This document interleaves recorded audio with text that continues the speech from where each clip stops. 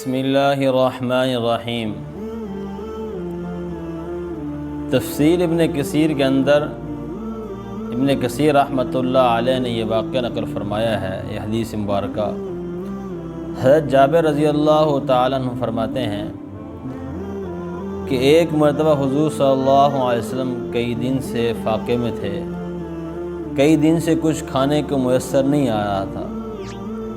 تو ایک دن آپ صلی اللہ علیہ وسلم اپنی تمام ازواج مطہرات کے گھر کے اندر تشریف لے گئے اور کھانا طلب کیا، لیکن کسی بھی زوجہ مطہرہ کے گھر کے اندر کھانا موجود نہیں تھا۔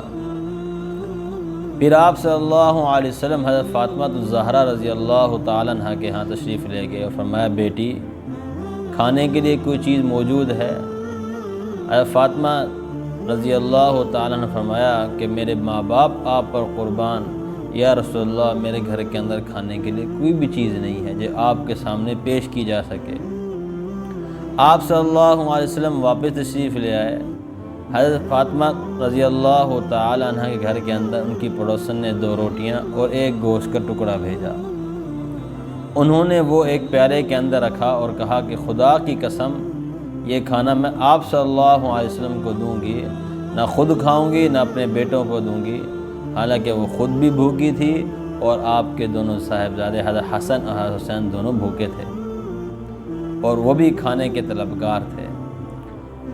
حضرت فاطمہ رضی اللہ تعالی عنہ نے اپنے بیٹوں میں سے کسی کو بھیجا، حضرت حسن کو بھیجا یا حضرت حسین کو بھیجا کہ جا کر اپنے نانا جان حضرت محمد مصطفیٰ صلی اللہ علیہ وسلم کو بلا کر لاؤ۔ وسلم تشریف لائے تو حضرت فاطمہ رضی اللہ عنہ فرمایا، رسول اللہ، اللہ نے کچھ کھانے کا انتظام فرمایا ہے۔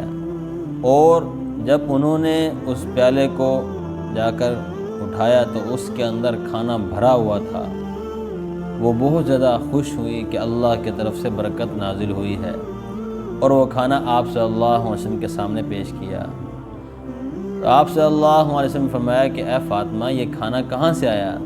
انہوں نے کہا کہ یا رسول اللہ صلی اللہ علیہ وسلم یہ کھانا اللہ نے بھیجا ہے، اللہ تعالیٰ جس کو چاہتے ہیں بے حساب رزق عطا فرماتے ہیں۔ آپ صلی اللہ علیہ وسلم فرمایا، تمام تعریفیں اللہ کے لیے ہیں اے فاطمہ کہ تو نے بھی حضرت مریم علیہ السلام جیسا جواب دیا۔ جب حضرت زکریا علیہ السلام ان پر تشریف لائے، فلما دخل علیہا زکریا المحراب وجد عندها رزقا، ان کے پاس ایسے پھل دیکھے جو پھل اس وقت موجود نہیں تھے۔